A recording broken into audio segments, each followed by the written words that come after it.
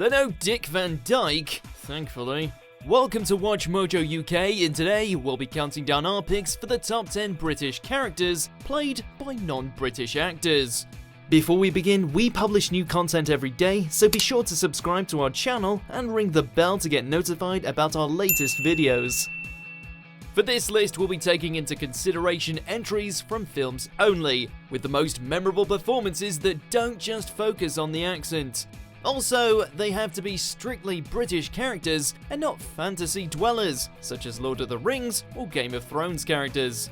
Also, characters such as Mrs. Doubtfire, hello! Who was played by an American actor playing an American character playing a British character, will not be up for contention. Number 10, Cruella De Vil, 101 Dalmatians franchise.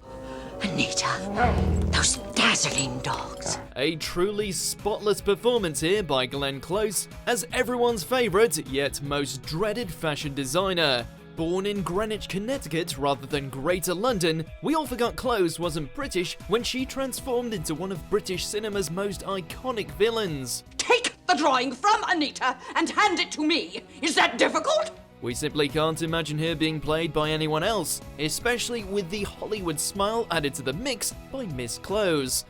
Take it! She has since revealed that she based her vocal enunciations on Joanna Lumley's Patsy from Absolutely Fabulous, which seems fitting for someone whose personality is far from black and white.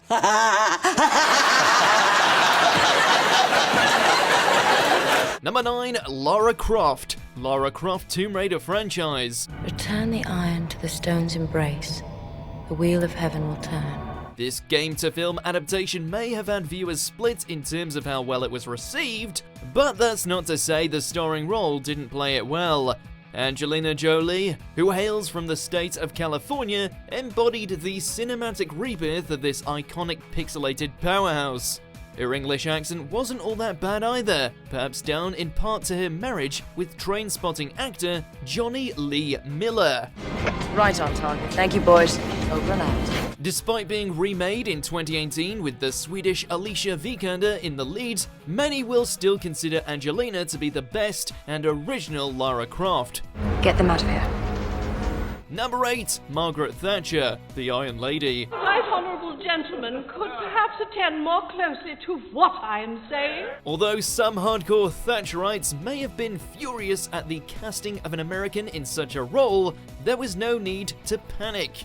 Meryl Streep's stint as Maggie the Milk Snatcher was so good that she even won Best Actress at the 84th Annual Academy Awards, as well as a BAFTA, plus numerous others. If you live in this country, you must pay for the privilege. Streep is truly a lady of 1,000 faces, and has been known to play iconic women from throughout history, including Emmeline Pankhurst and Julia Child. And this role is certainly up there with the best. On behalf of those who have had to fight their way up and who don't feel guilty about it. Number 7, Virginia Woolf, The Hours. Only I can understand my own condition. Although it's easy to forget that she's from Australia, Nicole Kidman's transformation, prosthetic nose and all, into the brilliant but tragic author could have had us all fooled into thinking she was from South Kensington. It is not! It is mine! I'm dying in this town! Her, along with her co-stars, won several accolades for their performances in a film that spans multiple timelines and follows 3 women who are all dealing with the effects of suicide in one way or another. They are all linked by Woolf's novel Mrs. Dalloway, and the film's themes are similar to those in the book. Someone has to die in order that the rest of us should value life more. Number 6, Sweeney Todd. Sweeney Todd, the demon barber of Fleet Street. What may I do for you today, sir? Stylish trimming of the hair. Played by the man who is apparently at his best when with sharp objects in or as his hands, the evil hairdresser is up there with Johnny Depp's best roles.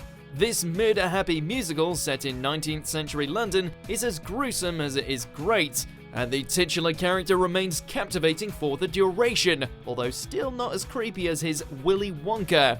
his singing wasn't so bad either, and Depp, who is pretty much an honorary Englishman at this point anyway, apparently practiced his vocals for the role without a coach during the filming of Pirates of the Caribbean at World's End. Well, I've come home to find you waiting.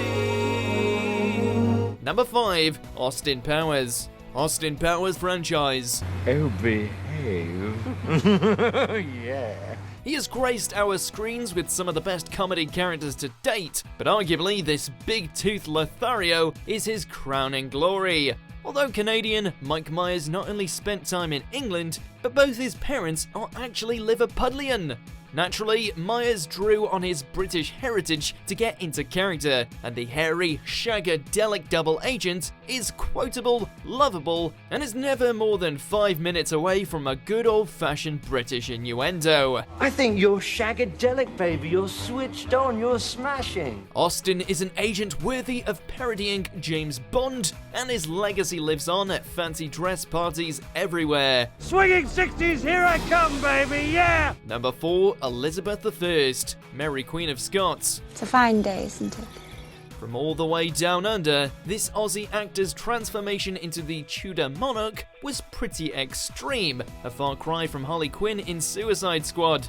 Forgetting all things Aussie, Margot Robbie did a stand-up job of portraying the red-headed monarch, leading to several Best Supporting Actress nominations during the subsequent awards season. We could do worse than to place her on the throne of England. This, of course, isn't the first time an Australian has played the Queen in question either, with Kate Blanchett embodying her in 1998's Elizabeth. Whether Good Day My Blokes and Bloody Sheilas was said at any point is still to be confirmed. It is my choice. Number 3. Freddie Mercury, Bohemian Rhapsody. Roger, there's only room in this band for one hysterical queen. A great modern biopic about the legendarily untouchable Queen frontman, this film is one of the movie talking points of 2018. And at its helm, Rami Malek channeled his inner Freddie brilliantly. During the live performance sequences, the Los Angeles-born actor worked tirelessly with choreographers to get every one of the late singer's nuances and movements just right, and it paid off well. Despite not being the first actor considered for the role, that being Sacha Baron Cohen, Malek did the Don't Stop Me Now singer justice, despite his almost over-the-top fake teeth. Why don't you get your teeth fixed? I live in Britain, I don't want to stand out. Number 2. Sherlock Holmes, Sherlock Holmes franchise. Judging by your arsonist toolkit, you're here to burn down the building and extinguish all evidence therein. There have been many actors to have taken the role of the famous deer stalker-wearing detective, but despite the seemingly odd choice of casting a New Yorker, Robert Downey Jr. is up there with the best.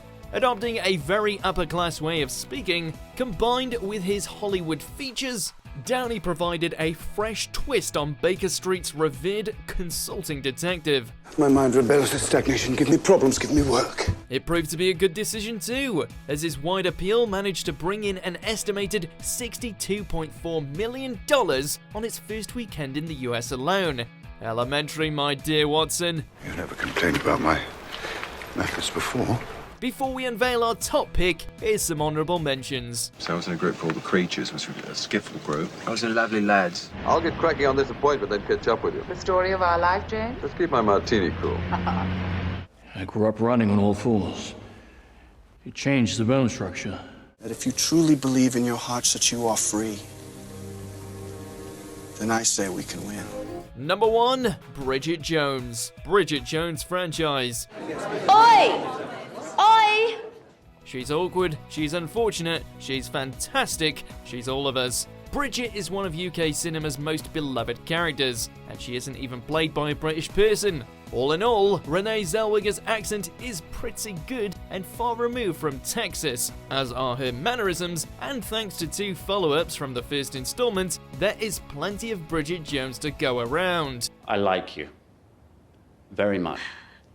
Apart from the smoking, and the drinking, and the vulgar mother, and the verbal diarrhea. No, I like you very much. There's a lot to be desired about her, whether it's her big pants or her love of wine, and audiences just can't help but root for her in every situation she finds herself in. Oh my god, you're pregnant. I'm pregnant. Do you agree with our picks? Check out these other great clips from WatchMojo UK and subscribe for more great content.